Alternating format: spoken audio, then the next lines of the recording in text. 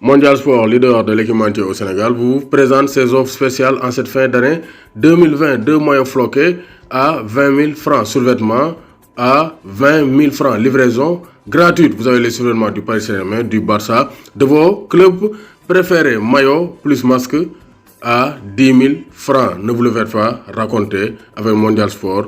Équipez-vous en toute sportivité. Contactez le 77 059 99 84.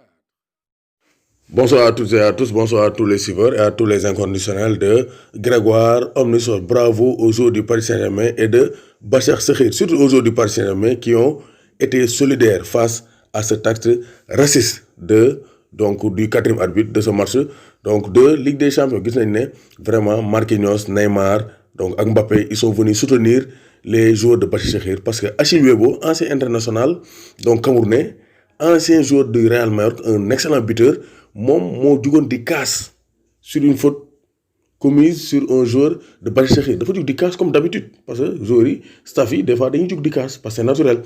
Karim arbitre bi ne ko l'homme noir là, le noir, xam nga ça sont des propos très très racistes. Moo tax FIFA da koo tere parce que c'est à connotation raciste. Moo tax match bi arrêté dañ ko arrêté match bi suba lay amaat 18h55 GMT, donc on va rejouer le match. Mais Demba Ba, il a été salué par le monde du football et par Twitter surtout.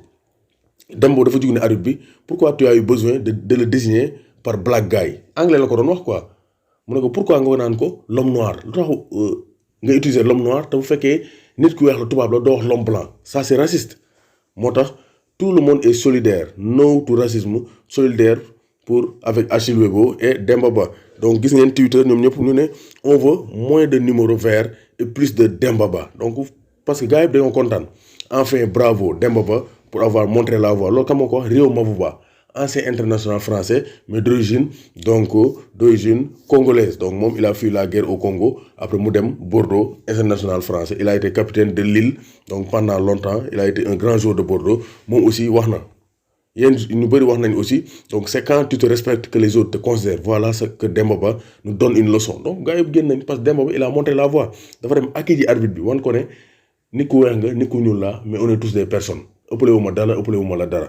Donc vraiment Demba Ba c'est le très haut niveau kii nee na ça devient réalité enfin. Merci Demba Ba. Eto'o yàgg na koo xeex, ñu bëri yàgg nañ koo xeex, mais tey Demba Ba il a marqué l'histoire.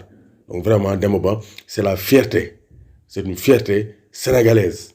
Donc même si xeexal na deru ñuul yëpp, mais c'est une fierté sénégalaise. Donc vraiment UEFA ils ont été silencieux. On va voir si l'UEFA va sanctionner parce que dirigeants UEFA aussi ils sont un peu laxistes par rapport à ce problème de racisme. Donc dañ cee war a wax te Demba Ba lan moo tax nga xam ne Demba Ba c'est un leader, c'est un homme de caractère. Dafa dem concertation la dem mu ngi ci banc bi de mais dafa dem wax ak Marquinhos ne na joueur yi reprendre match bi main dans la main. Mais waa Bachar Sekhir ñoo radical ne ñett on ne va pas reprendre le match, on est solidaire avec Achille Webo. Moo tax le match a été reprogrammé demain mercredi 18h55 GMT. Mais Demba Ba a été vraiment l'homme du match. On lui donne 10 sur 10 ou bien 20 sur 20 ou bien 100 sur 1000 ou bien 1000 sur 100 parce qu'il a été exceptionnel. Sa réaction est louable. Tout le monde félicite Demba Ba. Demba Ba, sunu fierté.